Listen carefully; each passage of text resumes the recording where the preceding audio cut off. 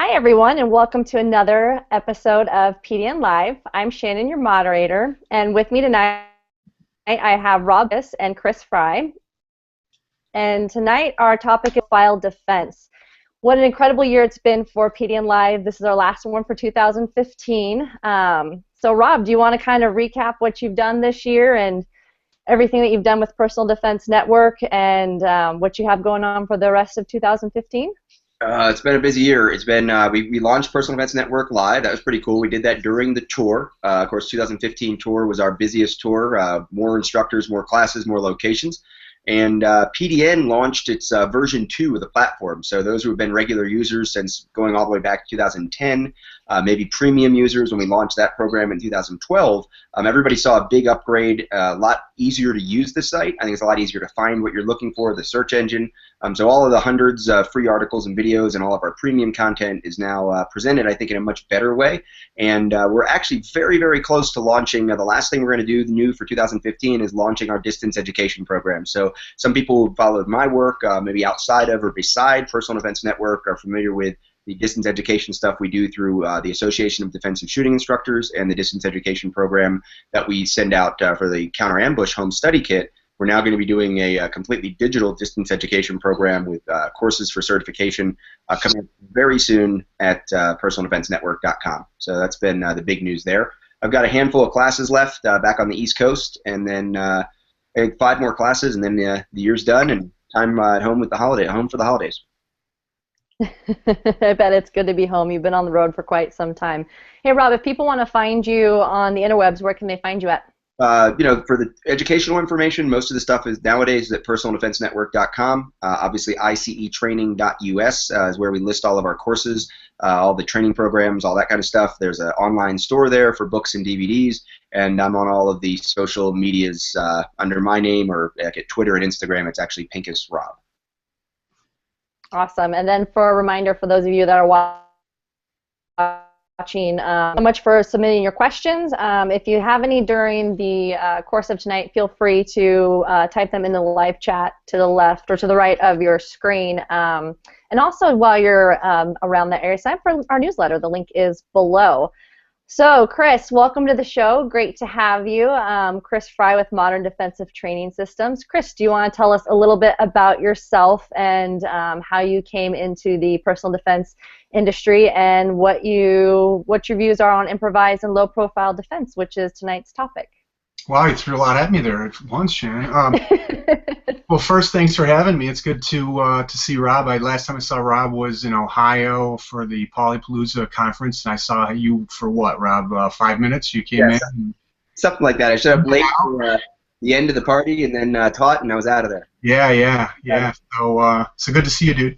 I got into personal protection as a young man. My parents put me into martial arts, and I was an adolescent, and did that throughout my teen years. And in the early 90s, I was assaulted pretty badly, and that changed how I looked at things and changed my training. And I started to look into firearms training, and so I did a whole bunch of classes. I'm still training, doing that kind of stuff, and still doing martial arts. And in the late 90s, I started teaching some friends here and there, and that snowballed into my company and what it is today. And I travel like Rob, not as much as Rob, but I travel all over, and I did 100 classes or so in 8 different states in 2012. This year I've cut back a lot. My son's at an age where I want to be home more and see more of his sporting events and spend some time with family, so I've cut back a little bit, but still keep pretty active. I was on the road 53 times this year, and that's what I do, what I love to do, and bless you. Thanks, buddy. That's what it is, so pleasure to be here. Awesome. So if people want to find you on the interwebs or on social media, where can they find you at? At www.mdtstraining.com, and on Facebook, it's just Facebook/MDTS and then Instagram MDTS_training. Awesome. And then, so tonight's topic of improvised and low-profile defense, what's your interpretation of this topic? Well, living in the Northeast, I've had to find some unique ways to carry personal defense items. After being assaulted, I realized that physical defense skills are very, very important, but against more than one attacker, which was one of the situations that I had happen to me, some type of tool is always better, and that's what prompted me to get into firearms training and edge weapons, impact weapons training, and that sprouted into specializing in small knives and small impact tools and different types of items that are maybe not so common to be carried in both hard and soft, non-permissive environments. Because of my day job, I work in the medical field. I travel to different hospitals, and a lot of those hospitals have policies that I don't want to break. But I also don't like going unarmed to places, so I do the best I can. Great. And then, Rob, what does this topic mean to you, and what's your interpretation of improvised and low-profile defense? Yeah, I think that what Chris said, kind of hits the nail on the head. And for him, it's his work environment and his state, kind of the region he lives in, isn't always as open to the idea that someone's carrying something that's obviously a defensive tool, both socially and, of course, legally. And one of the things that I face traveling internationally, I just got back from a European trip, been out of the country 3 times in the last year, and I spend time in Massachusetts 6 weeks ago. I spend time in Manhattan. I spend time in California. I spend time in Canada. There's all kinds of places I go where I can't legally carry my gun. My concealed carry permits aren't valid there. Maybe you can't even carry a knife in certain places. There's, I fly a lot, so I get in the airplane, I go through the airport. So the need, both socially and legally, for low-profile tools, low-profile defensive tools that aren't overt, that aren't calling a lot of attention to you, and then the need for the idea of an improvised tool, a tool that is relatively innocuous, and/or something that's going to be common in the environments that I travel in, things that might be found on a plane, things that might be found in an airport terminal, things that might be found in a restaurant in Manhattan. The idea of finding ways to be able to defend yourself without relying on a magic talisman, without relying on the 2 guns you carry and 4 flashlights and 6 knives and 16 extra magazines and all the stuff that if you open up a gun magazine, you would think anyone interested in personal defense has to carry all that stuff, or you're not taking this seriously. And I think that Chris and I are in agreement, as are a lot of instructors, that really it's not about the gear, it's about the mindset. And because of that, if you have the right mindset, you can figure out the gear along the way.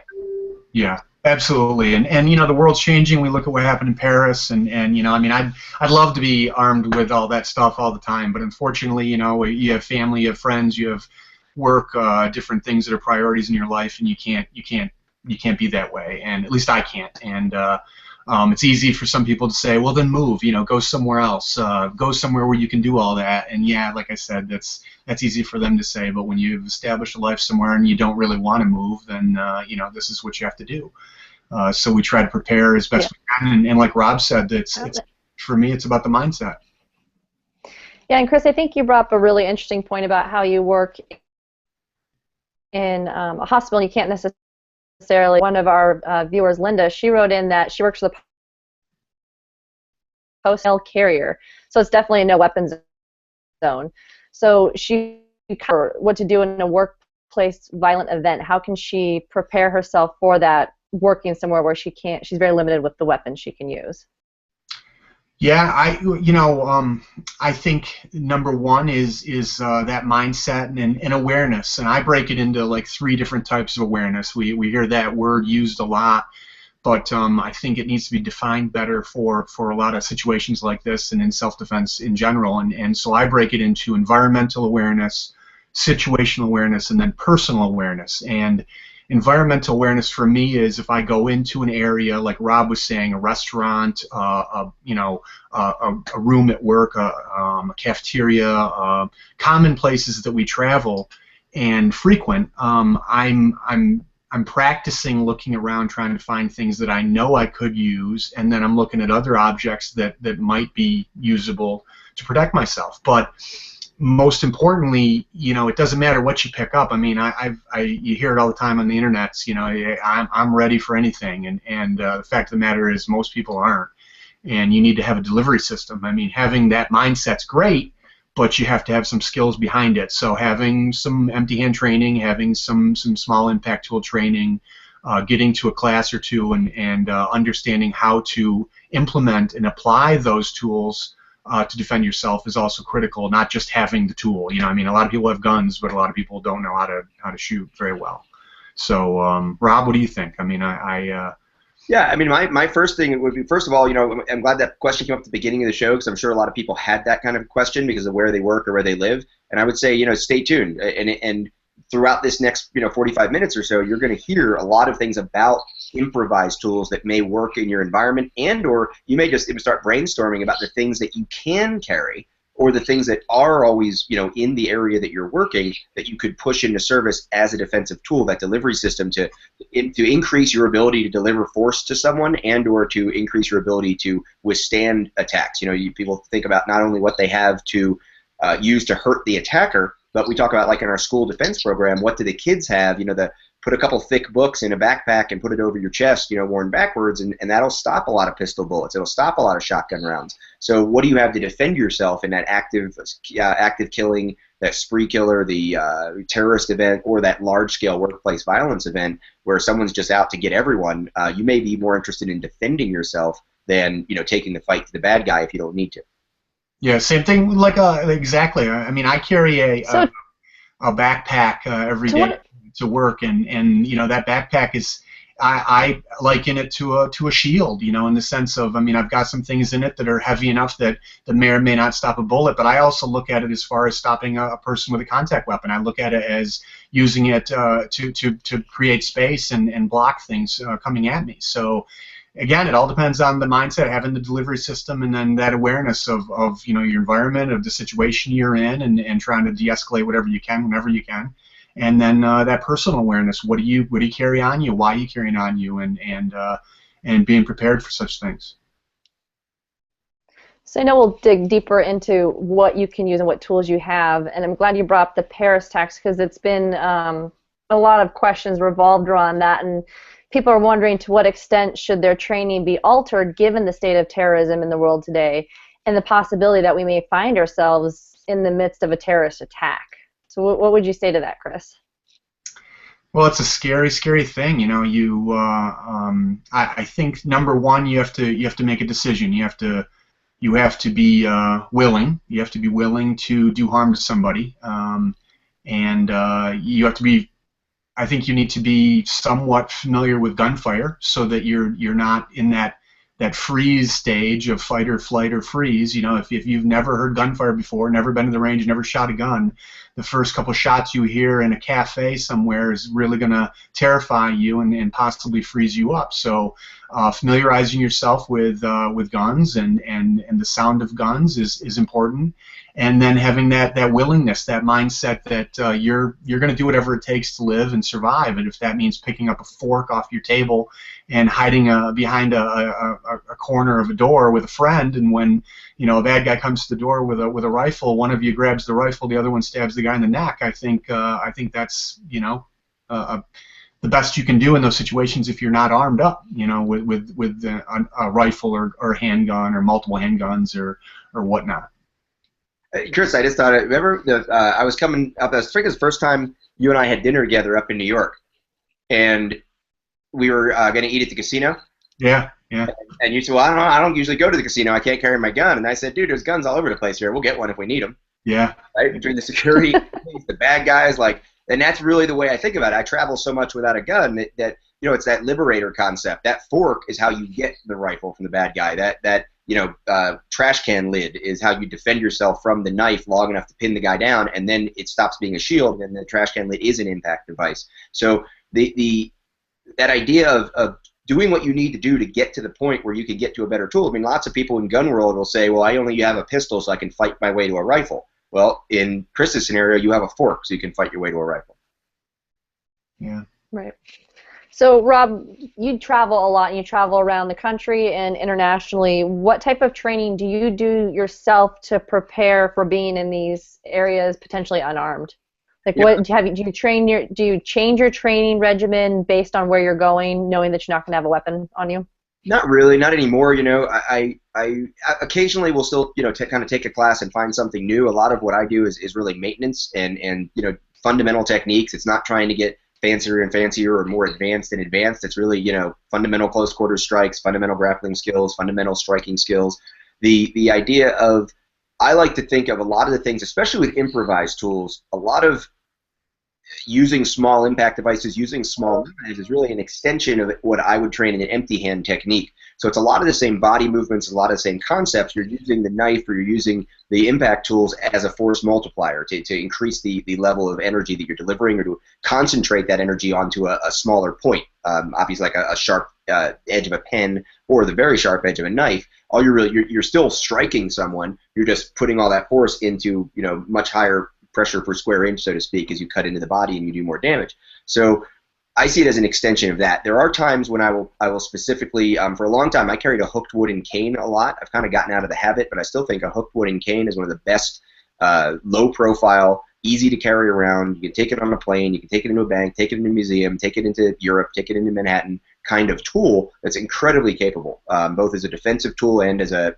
taking the fight to the bad guy kind of tool. So there are things that I'll carry, again, specific pens that I know are very sturdy and very, very easy to use and very easy. I carry them in a way that I can get access to them if I am especially in an extreme close quarters situation. So not just having a purse full of stuff, right? But how you carry things is important too. I carry some different types of devices on keychains, and when I look at some of these things with like edges. This one here, this is American Steelworks one. This is one from Chris Watkins I got a long time ago. But how I carry this, if I just took the key and the thing and stuck it in my pocket, well, this isn't really going to help me. But carrying it in a way so that it's sort of staged, so that I can access it and put it into my hand in a way that I am able to use it, that's the way the training changes. If you start thinking about, well, I'm not going to my gun, I'm not going to access that firearm tool. For me, it's what tools do I have available, and therefore what techniques or tactics do I need to employ if I find myself in those situations. Chris?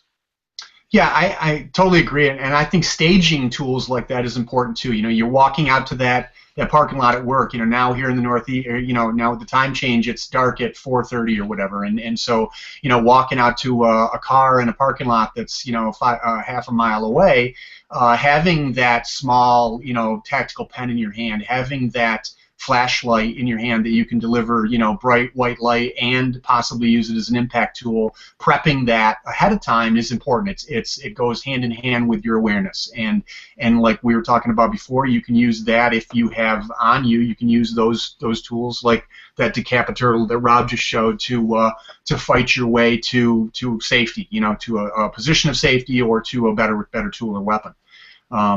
Again, I break things into impact tools and penetration tools. Something that I'm going to try to penetrate the adversary with to cause blood loss, and then or an impact tool that I'm going to try to create massive blunt trauma with. And again, it's a matter of being willing to do that. I think is one of the biggest hurdles that I think a lot of people need to get over. So besides the firearm and the knife being what our viewers see as the obvious choices to carry, but if you can't carry those, what's the next best thing in line for them to carry? What do you think, Chris? Well, I kind of have this hierarchy. I look at where I'm going first and what I'm going to be doing, what the environment's like. Is it somewhat permissive? Is it non-permissive? And then I decide whether I want to be covert with what I'm carrying or whether I don't mind being overt with what I'm carrying. You take the typical old Kubotan or something on a keychain like what Rob had, and criminals aren't idiots. People who might attack you aren't complete idiots, and they're going to look at you first before they decide to aggress you. So I kind of like to use things that are a little bit more covert and not so obvious. So I'm not a big fan of like the tactical pens. I find most of them to be overly expensive, number one, and number two, they look like a tactical pen. I mean, I've gone through TSA a couple times, and guys have pulled it out of my box there, and one time they wouldn't even let me take it on the plane. So now I just carry a regular zebra pen or a steel-barreled Sharpie that I can use as a small impact tool or a penetration tool. And then from there, I look at whether it needs to be non-metallic or metallic, in the sense of, am I going somewhere that I'm going to go through some type of wanding? Am I going through somewhere that having a non-metallic signature on me is important? So these are all things that take a little bit of thought to come up with ideas. but you know, everybody's pretty creative, and it doesn't take much work to come up with objects you can go with. I'm a real big fan of Knox work. If you guys are familiar with the Knox contact knives, that she's from Thailand. Her and her husband make these training knives, but they also make a very nice line of wooden, you know, contact tools like this that are pointed, and they have an elastic finger band. This wood, you know, it's a sharp piece of wood, you know, and you know, my father used to say nobody likes a sharp piece of wood in the eye. So, you know, it's looks kind of funny, and I've been laughed at before, but I've traveled in and out of this country with that thing, no problem. Have you carried on with it, or do you check it? What's that? Have you carried that on the plane, or do you check it? No, I check it until I get to the. When I went out of country with it, I checked it, and coming back in the country, the guys at customs asked me, you know, they pulled it out of my bag and asked me what it was for, and you know, I like to dig in the sand and make sand castles. So when they kind of looked at me funny and put it back in my bag. Hey Rob, what about you? Besides I know you went into the cane, and then viewers always resort to the firearms and knives. What else would you suggest? I know you talked about pens a little bit. What type of pens do you like? You know, Cross is like the go-to. As well as other profile weapons. Yeah, Cross is a great pen. It's a slim pen. It's going to be strong. It's going to be sturdy. You know, any kind of metal pen. I have a Cartier pen I carry around. You know, when I'm in a suit, that looks like, you know, it fits, and it's also very sturdy. It's got some nice edges on it too. Keys and things you can carry on your keychain. You know, something that I've never been stopped, and I know a lot of people have, with some of the different impact and maybe edged tools that are designed specifically for defense that also go on keychains. I fly constantly. I put them in my backpack, put them in my jacket pocket, you know, put them right through the machine. I haven't been stopped with them. You know, I think a lot of it comes down to your intent, right? What is your, you know, if you're taking something that you absolutely know is forbidden and you're trying to sneak it into a place, I think you're doing the wrong thing, right? And I would never advise one of my students or any of our viewers to do it. I don't do it. I'm not going to say, well, I'd rather carry it in there in case I need it, right? There are plenty of things that you can carry on there, like these keychain fobs that could be pressed into service, but you could certainly get one that's not from a company that specializes in defensive tools, and you could get something that looks like it, you know, probably at Walmart or Target to hang on your keychain, and now you've got 90% of the same thing. It's not as cool, it may not be as ergonomic, but we're talking about improvised and low-profile tools. So stuff on keychains is really common for me. The pens are common. Flashlights, you know, flashlights are great. I like to carry a small enough flashlight so that if I am walking around, especially in an area I'm not familiar with, an urban environment particularly, I'll palm it while I'm walking around. So I'm not, you know, I'm not flashing it and checking corners, but I am palming that small flashlight. This gives me the impact tool, and it gives me instant access to the distraction to, you know, flash some light in somebody's face that they're probably not going to be expecting. And if I'm stopped, if somebody says, hey, what is that in your hand, for some reason, if there's a, you know, a lot of surveillance of private security in an environment, or even law enforcement, and they say, hey, you know, you got something in your hand, sir, can you step over here? It's a flashlight. It's dark out. I might want to see where I'm going. Like, it's not that big a deal. And that's why I don't carry a flashlight that has, you know, razor sharp edges and spikes coming out of the back of it or anything. Yeah, the crenellations on the front, yeah. So there aren't necessarily like classes for tactical ballpoint Bic pens or tactical keychains that you get from Walmart. So how can people practice with these now improvised tools that might not be so improvised anymore? Chris, I mean, you touch on that in your classes, right? Yeah, I do a small knife skills class that, you know, we call it a knife skills class, but it's really knives or knife-like objects, anything with a point, basically. So, you know, there are classes out there. There's some people that offer tactical pen classes. You just got to look. But I think that having some good empty hand training, you know, getting some, you know, understanding how to throw a strike, you know, and from different angles, different types of strikes, and then maybe another class and just how to adapt those strikes to something in your hand is important.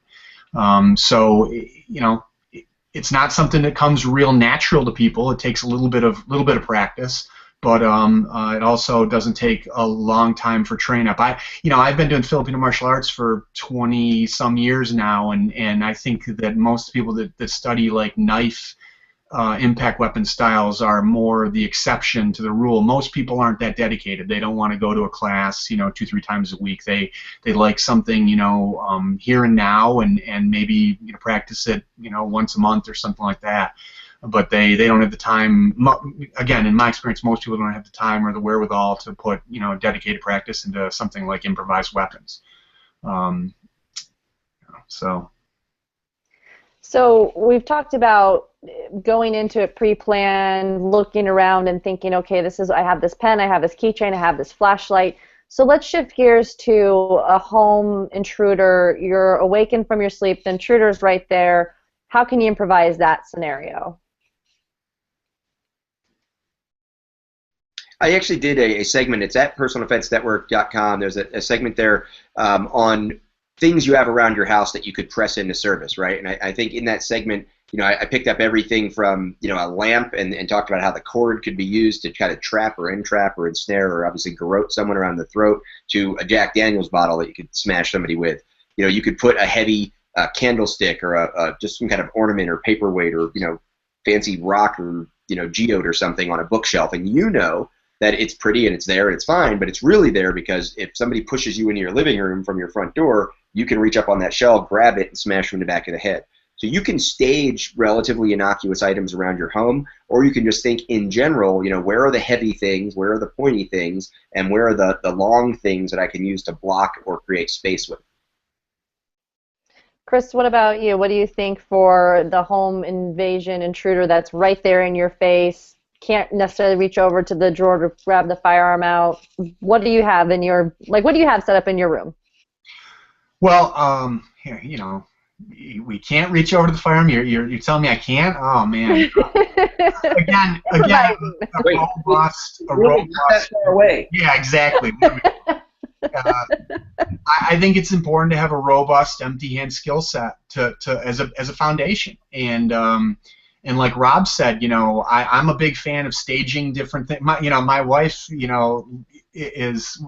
I don't think she's freaked out anymore, but I have stuff all over my house, and that's just how I am. But like Rob's saying, I think it's important to, like we started the episode, this show off with. I think it's important to catalog what's in your environment and think, geez, how can I use this? How can I use this, as Rob pointed out, as just strictly defensive? And then how can I use this if I have to go offensive to protect myself or a loved one?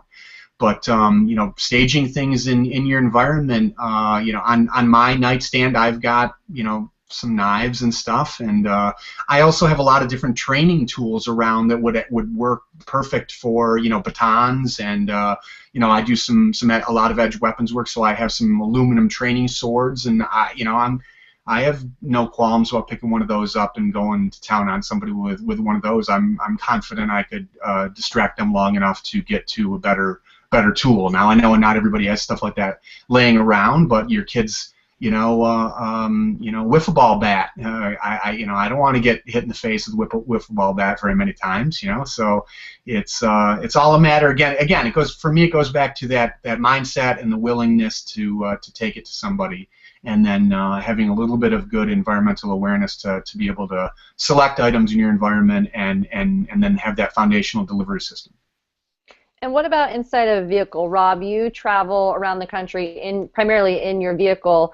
Do you have any sort of tools ready to go, or some sort of improvisation that you can do while you're on the road and when you're traveling through those states that you can't necessarily have a firearm? It's funny. You have to be really careful about how you stage tools in the car when you're traveling state to state. And I really advise everybody to look in great detail as to what they're legally allowed to have, what they can also articulate as being reasonable to have in their state. At one point, I got pulled over in New Jersey and was told that the key to unlock I was a teenager at the time, the key to unlock the locking lug on my wheels was of enough weight to be considered a weapon because it was within reach of me and not secured in the trunk. Now granted, there may have been some traffic antics that had the officer a little upset that he was pushing, but there are laws on the books that can articulate if you have a hammer. One of the things I put out here is that, okay, so a hammer. We could have a hammer in our workplace. We can have a hammer in our car. We could have a hammer in our back pocket walking around the mall. But at some point, somebody's going to say, "Hey, why do you have that hammer?" Well, if if you're a dentist and you're carrying the hammer around the mall, and it's not even this hammer, it's like the giant metal one with the carbon fiber and lots of extra edges and stuff. Now it is something that any police officer, any security guy is going to question, and reasonably so. So it's difficult when you go into a place that really is what we call non-permissive, where you can't have something that is intentionally carried to defend yourself, because it also could be carried by the bad guy to intentionally hurt a good person. What you stage, you have to be really careful. So it really does become like, okay, well, the edge of my laptop, I could reach over my passenger seat and grab my laptop and block a strike if someone were coming inside the car window after me. I could use the edge of that laptop to create extra force and pressure against the bottom of their jaw or the side of their temple or something like that if I'm smashing at them. The things that could be there anyway, but anyone would say, yeah, I understand why that's there. It's not a hammer in your back pocket at the mall, which you weren't planning on doing any carpentry at the mall. Like, why do you have that thing in the passenger compartment of your car? That's important to ask. And if you can have a real reason for having it there, then it's about figuring out how that thing can be useful to you. And you're looking for heavy things, and you're looking for edges, and you're looking for broad things if you're talking about blocking.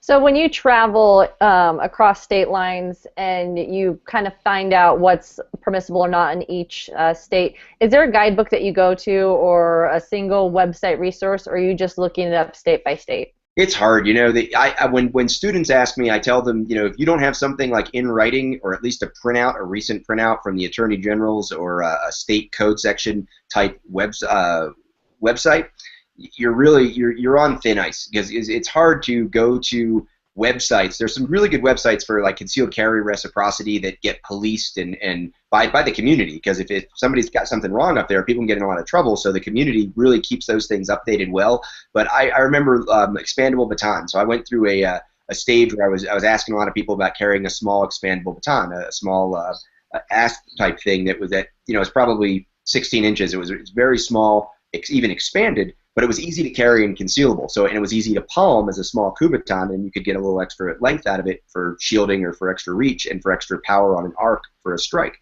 So I was curious about carrying that around, and I started asking people, what are the laws? And like, it came back that there were over 30 states that said you couldn't carry a baton. And some of them were specifically expandable batons, some of them were impact devices, some of them were just clubs. So something like sometimes the improvised devices are harder to figure out if you're allowed to carry them or not, even when they're somewhat innocuous and common, than a firearm. The firearm laws are very well defined, but even knife laws vary so much from state to state, and they change often enough. And there isn't. I don't think there's as active a community pushing for those websites that try to do a good job to really be accurate. Chris, have you found better resources? Yeah, I mean, for knives, I like knifeup.org. They usually have some pretty current, up-to-date, and like you said, they police themselves. A lot of the members and people that contribute go in and police themselves. And they also sometimes include other information about batons and whatnot.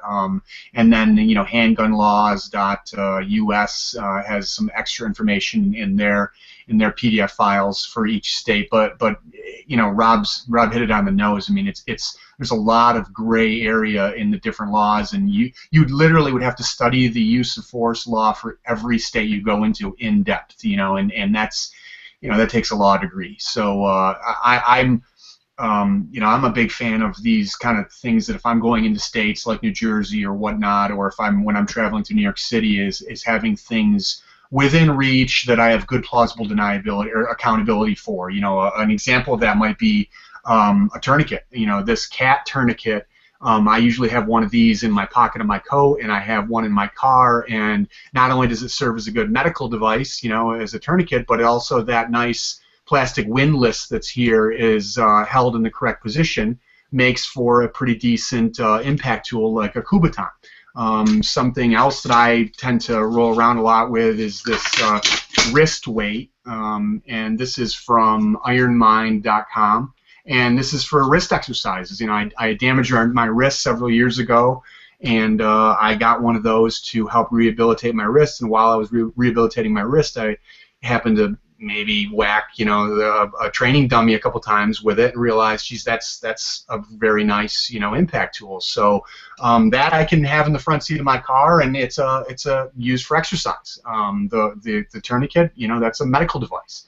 So I think, am I being somewhat elusive? Maybe, but I also have dual use for those. I can explain why I'm using those, and if I have to protect myself, I happen to reach and grab one of those, I think I can articulate why I'm using that for the reason that I'm using it.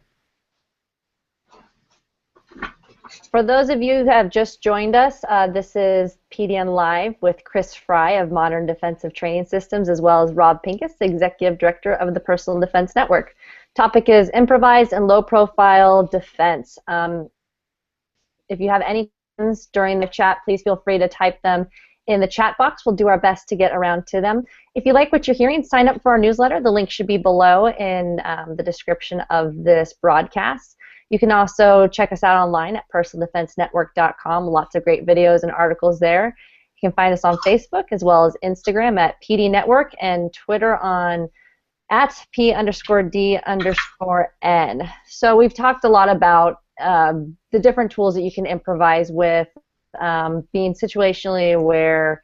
Let's kind of change gears a little bit. And Chris, what can you suggest or recommend for those who are disabled but not yet wheelchair bound, or that are ambulatory via canes, crutches, or walker?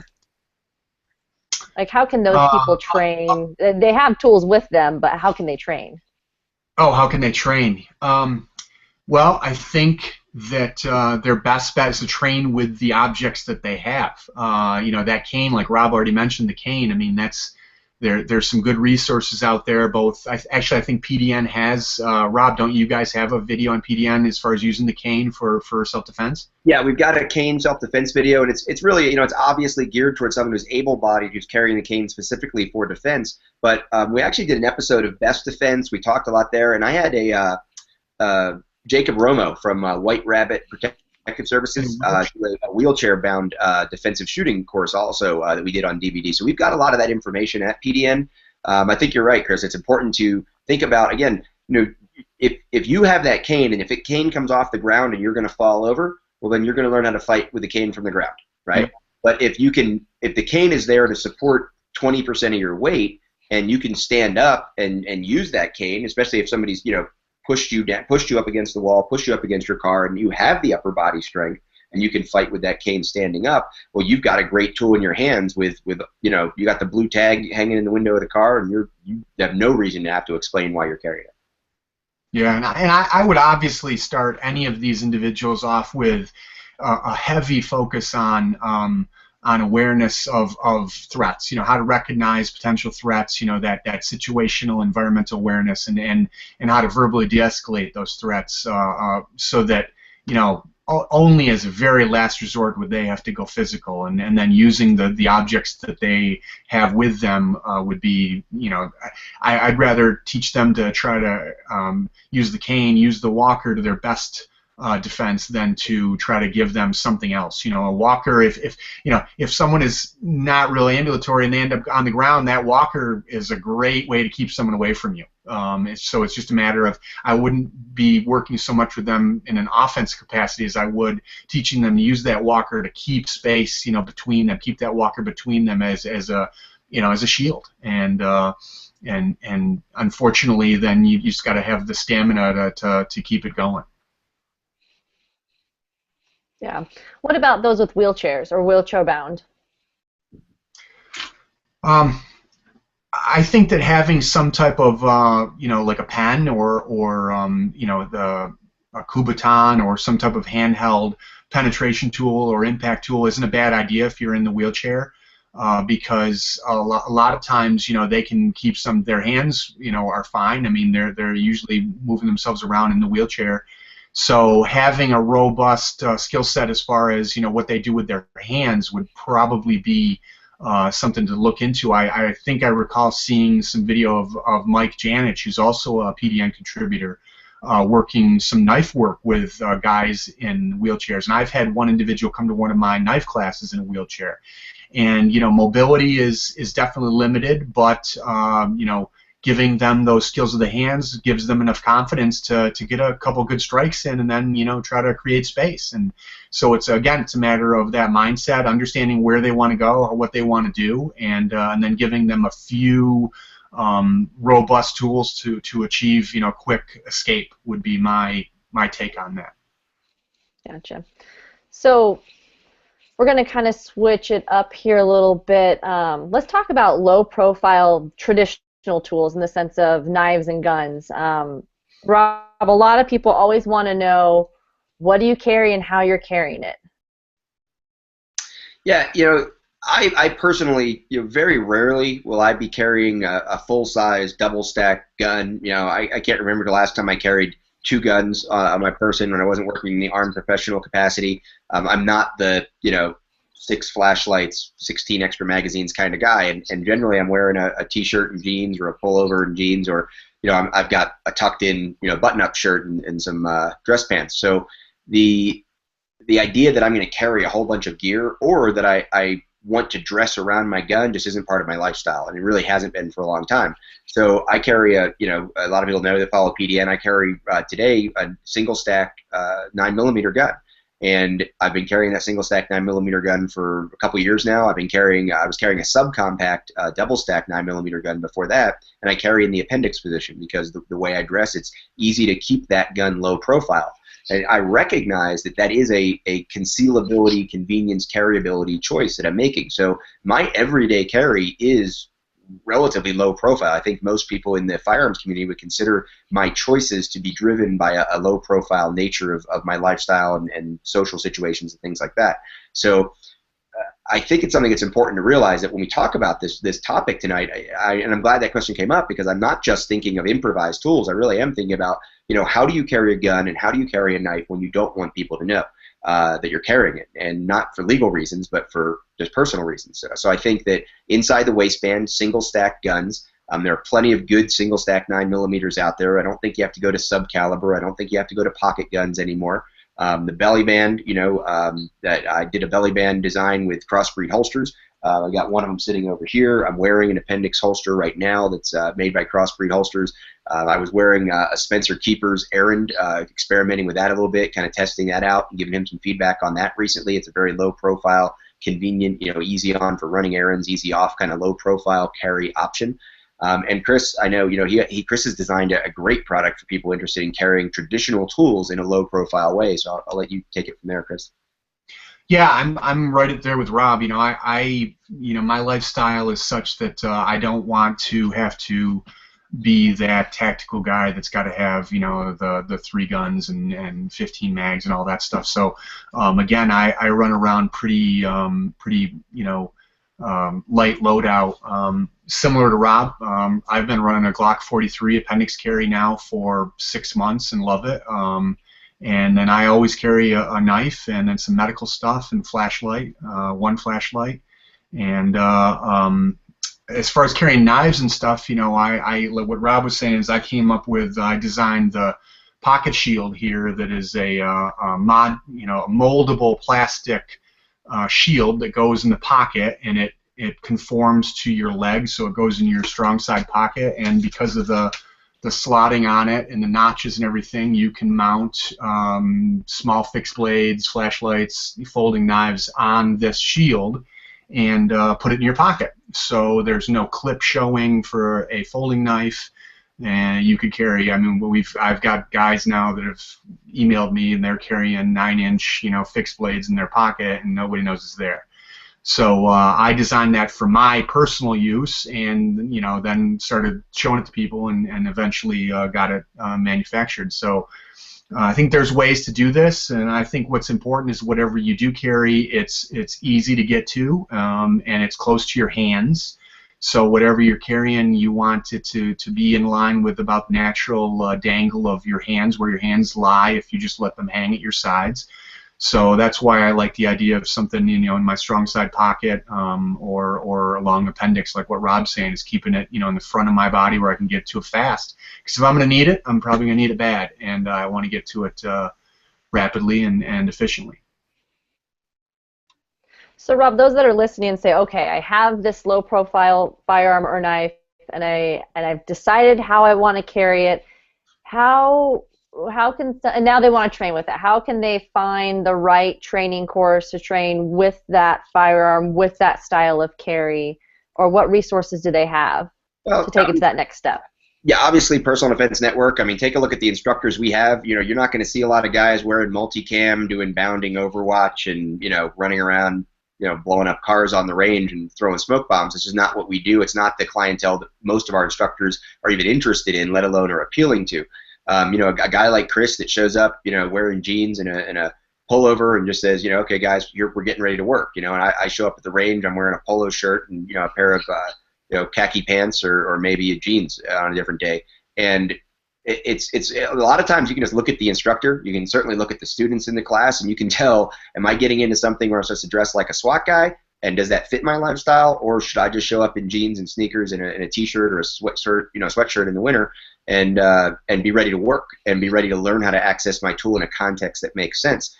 For the low-profile guys, and especially for the improvised side, and combining and learning how to access the combination of the unarmed skills with the use of tools, the extreme close quarters classes, PDN contributor, a good friend of Chris and I's, Craig Douglas, teaches. We have the extreme close quarters tactics course at ICE Training Company that we've been running for a long time now. And a guy like Chris, a guy who's thinking about it this way, a guy who's living a regular life. He's not coming out of 20 years in the military and trying to tell you what he did, in the NOM or in the ROC or whatever. Like there's plenty of good guys that have done that, and they come back and they adapt their knowledge to the civilian everyday lifestyle. But there's a lot of guys that don't. So just look at the instructor and look at the students, look at the curriculum, see what you see in those classes from the pictures on the internet, and you'll know whether or not it's the right guy.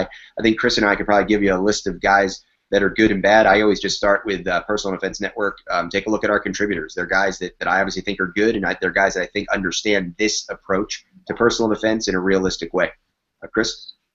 Yeah, totally. I mean, I think that you hit the nail on the head when you said context. I mean, are you going out there to train to dress up for the weekend and shoot your $3,000 gun, or are you really interested in personal protection? And if that's the case, I personally advocate to bring the gun you carry to class and dress the way you dress every single day. I've had guys show up to class before. I emailed a dude who asked me about the class he was going to attend, and I said to him, I said, bring the gun that you carry and dress the way you dress. He shows up wearing a suit to a full 8-hour day class, and he rocked it. I mean, and I respect him because this is a dude who, this is how he dresses every single day. He had to work around that gear, around that mode of dress, and you just don't see that very often. You see most guys, they want to get wear their best tactical outfit and get out there, and it's a fashion show. So I think I totally agree with Rob. I think that the people, you'll know when you get out there, and you'll know when you do a little bit of research, and not to put anybody down, but like I totally agree with Rob in the sense that I've spent 20 years not wanting people to know what I'm carrying. That's my background, and so I think I'm pretty good at it, other than talking to people on the internet about it right now. No big deal. So for those that are signed up for their class, ready to go, but they still have a waiting period, what can they do in the meantime? We've had a question come in asking about laser training, dry fire practices. Rob, can you speak to anything that people can in the meantime while they're waiting for their class to come? I know what my answer is. I want to hear what Chris's answer is first. Shannon was breaking up there on me. What was the question exactly? I think because I've answered this question a couple times, a couple different ways. But so, Chris, the question to you is, what do you tell people to do? So they sign up for one of your classes. The class is in 3 weeks. What kind of practice should they do to get ready for your class? A lot of time, if it's somebody that's completely new, I'll just tell them to get to know their gear, get to know their holster, get to know the manual of arms of their gun, or their knife, or whatever it is. If it's a folding knife class or one of my small knife skills classes, I expect them to have opened it and closed it a couple times, know how to get it out of their pocket. If it's a gun class, know the manual of arms of that firearm, know that holster, make sure the holster's broken in, make sure that they've practiced a little bit of clearing a garment away from the gun that the garment's covering. If it's a guy who's been to a couple classes and after the class they come to me and they say, hey, once we leave here, how can I practice these skills but not, I can't get to the range very often, or the range that I go to won't allow me to do these things, then I will suggest things like the NLT CERT pistol, the laser training devices, where you can practice in a very similar fashion, get a trigger press. You can practice a lot of the same skills that we do on the range, but you can do it in your basement, you can do it in your garage, you can do it wherever. It's not the same, but it's better than nothing. A blue gun, a red gun, some type of simulated training device is better than nothing at all.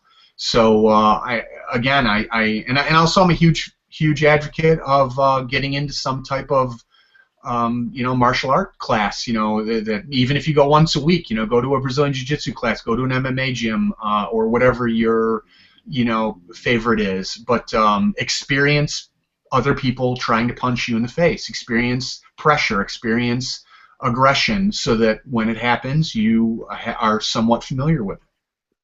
What's your answer, Rob? I know I can't wait to hear it. Yeah, well, I mean, the two-word answer is get tougher. Like, I don't want you to go practice things I'm about to teach you. Like, I don't touch the gun, don't touch the hole. Like, that's why you're coming to the class, right? So don't go get a bunch of bad habits. Don't do that. But be fit. Like, be rested when you come to the class. If it's 6 months away and you're 30 pounds overweight, don't be when you show up to class. You're gonna learn how to fight. But I don't care what class it is. If it's an instructor class, you're gonna be able to get through the day better without drinking 4 Mountain Dews than if you have to, right? So just be better. Like, make yourself better in big, huge, comprehensive 100,000-foot view ways, and then our class will help you with like that last 10 feet when you're in that fight. Right, so that's really my advice. I think a lot of people come to class thinking that they've practiced and thinking like, okay, I've been working with my gun, so I'm ready for the class. I think that's an old model. I think our community has told people, well, come to the class to show us how well you can do, or come to the class and we're going to see how good you are at these drills. I expect that I'm going to have a student that isn't good at the drills, and we're going to teach them, and we're going to teach them the skills they need. So. And I think that probably extends to, what you said was know your gear for sure. We'll tell people, you should go shoot your gun, but I don't necessarily want you thinking that you're going to be good at the class when you get there. So we tell people, physical kind of preparation and then mental preparation. Read the books. Look at the stuff on Personal Defense Network. Go read articles I've written. You're coming to my class, spend 15 minutes, a night looking at Google searches of videos I've put out, articles I've put out on the topic for the class you're going to come, and start to get the mindset. Because if you show up, and you've been practicing the wrong thing and you believe something completely different, and this is the first time you're hearing it, well, it may take you an hour of the first day, of which we only have 8, of which only 6 are actually working between breaks and lunch and all that, to recover from the mental, oh, that's not what I expected. There's enough information out there for most of the instructors, especially if you're paying more than, I would say like $200 a day is sort of the break. If you're paying $200 a day or more for training, that guy better have some information on the internet that you can research. You better have some articles published, a book written, some DVDs out there, a blog. Somebody's written reviews about his class. Like, something's out there for you to do the research on. So do the mental research and do the physical prep, and leave the skill development to the class time itself. Yeah, to piggyback on that, a lot of times, whenever I go to attend a class, when I attended, actually when I brought Rob out to do his combat-focused shooting class in 2011, I spent a lot of time reading Rob's book, researching reviews online, talking to other people, and that's what I still use that model today. Before I train with somebody, I want to, just like I'm hiring them. I mean, that's essentially what you're doing. You're hiring somebody to give you some skills to protect yourself, and I think that's more important than a job interview, because you're talking about someone who's going to be training you to protect yourself. And I think too many people treat it as a fun day at the range versus life-saving skill training.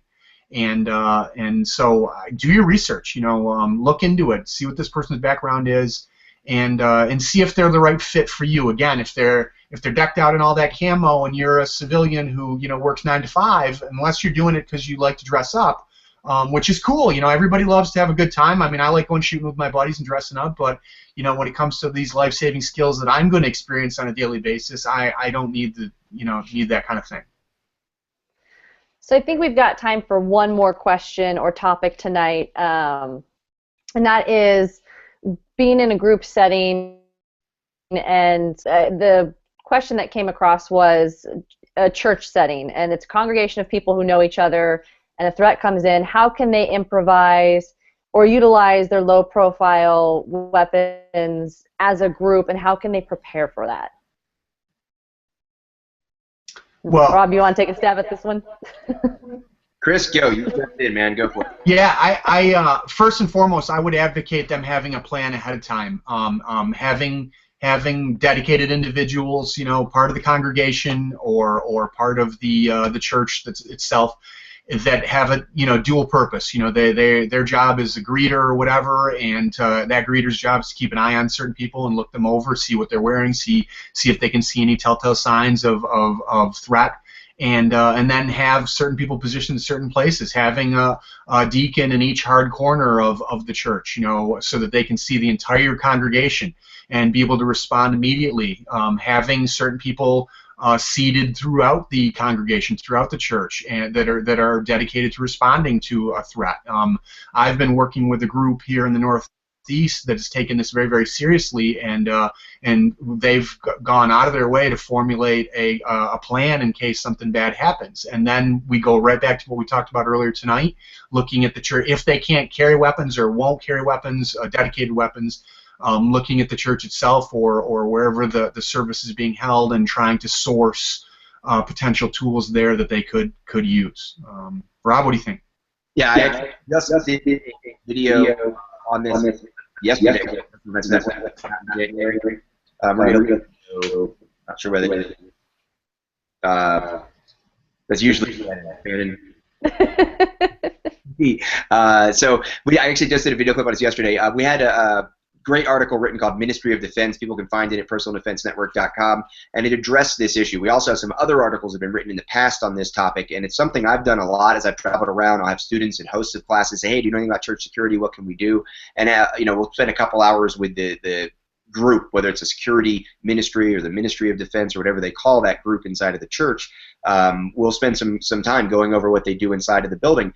And for those who are just talking about, hey, I go to church with my family and the church isn't going to do anything formally, grab that collection plate. I mean, beat somebody with it. Beat somebody with a Bible. I don't care. Like, the hymnal will stop bullets. Like, put it inside of your kid's shirt and lay your kid down. Like, there are things around there. If you're in a Catholic church, there's incense that you got, that thing, you can swing that around, you can take the candle, you get all kinds of stuff you can use in a church.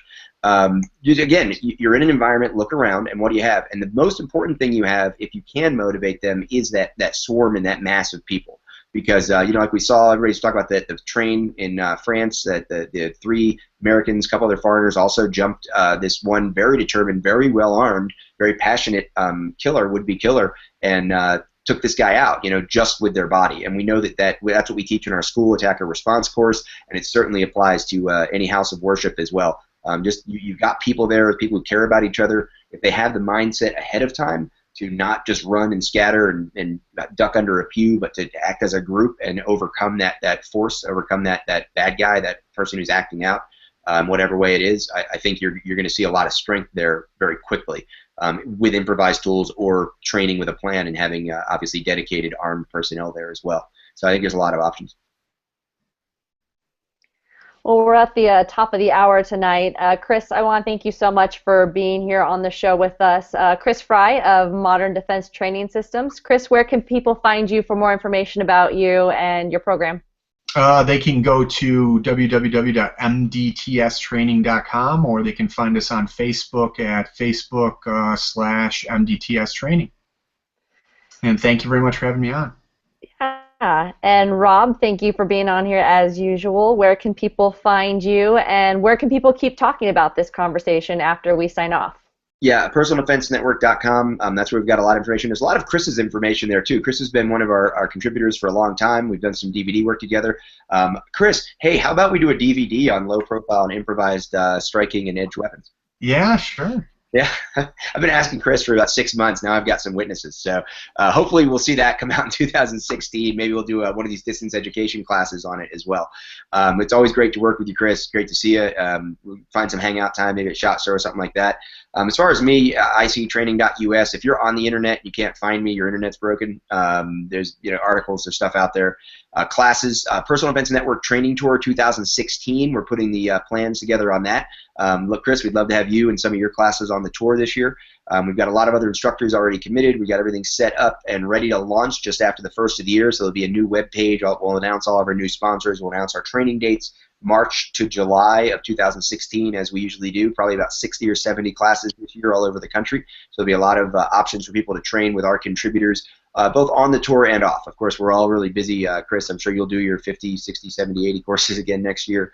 And appreciate everybody tuning in tonight. The conversation can be continued at the YouTube channel, Personal Defense Net. You can go there and post your questions in the comment section, and Chris and I are both going to keep an eye on it for a couple days, and we'll try to get in there and answer any specific questions. Obviously, all the social media and the comment section under the live or the recorded version that'll be posted at personaldefensenetwork.com. And Chris and I are both pretty active on social media, so you can find us on Facebook, Instagram, Twitter, all that stuff.